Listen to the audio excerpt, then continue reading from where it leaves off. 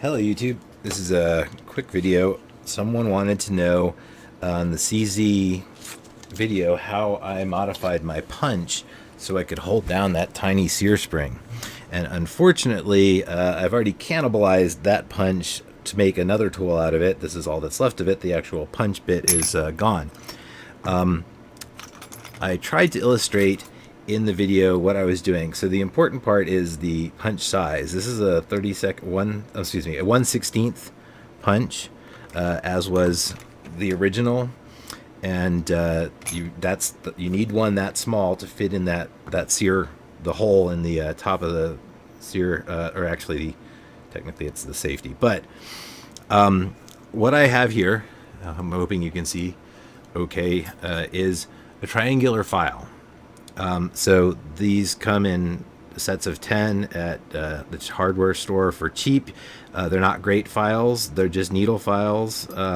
They you get a variety of shapes and sizes, and they only cost a few dollars if you don't care that they're cheap. Now you can get nice files, and I highly recommend having a nice set, but I destroy tools a lot. So I'm a Harbor Freight, import from China kind of tool guy, so I don't really have to worry about all the stuff I break. And I also at the actual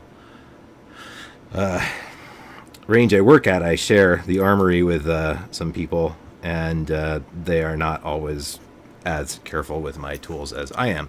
So what was not completely clear on the other video was exactly what I was doing to make a tool. And so the trick is it's hard to illustrate on a very small punch, because once I do this, you can't see what I'm doing. If I do it from the side, you can't see where I'm doing it. There's really kind of a no-win situation. But I'm going to try and illustrate on a larger punch so that you get the idea. And this is another thing that hopefully might give you some sense of it. If you look at the tip of this screwdriver, there's a V cut into it. It's not straight across. This is a larger version of the exact same tool. I use this when I'm taking apart H&Ks and other things where the sear system has a visible spring that you have to grab and shove under something else. It's hard to grab that with anything flat because the spring leg just wants to slip off. So do I have any spring material out here? So what we're talking about is something.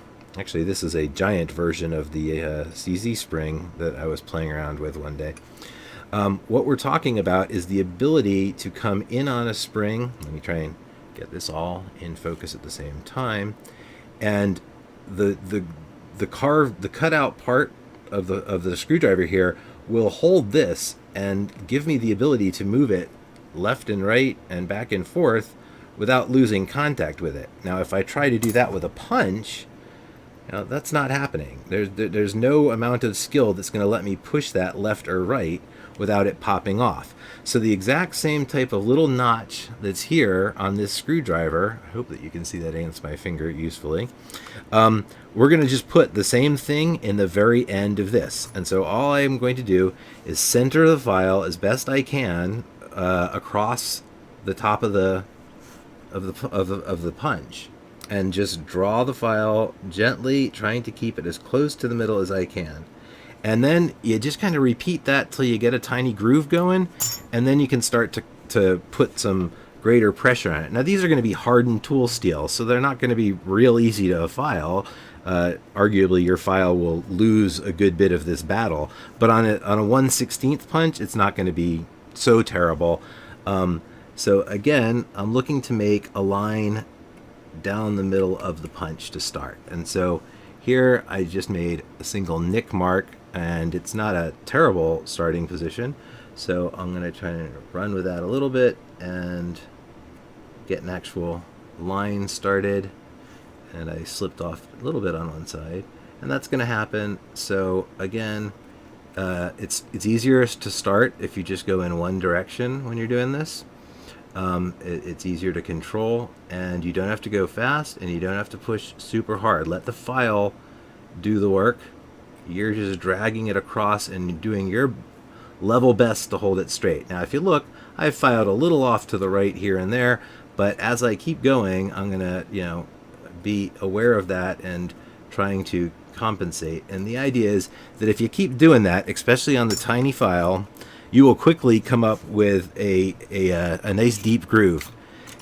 And it can be fairly darn deep. In other words, you can keep going till this is actually pointy on either side and you've put a V all the way down. Like if you made one this deep, on the actual file itself, that's going to be more than adequate. But really, it doesn't have to be that bad. Anything that's going to give it a little bit of a dent in that, so once that's there, it will happily grab on to things like thin springs so that you can manipulate them.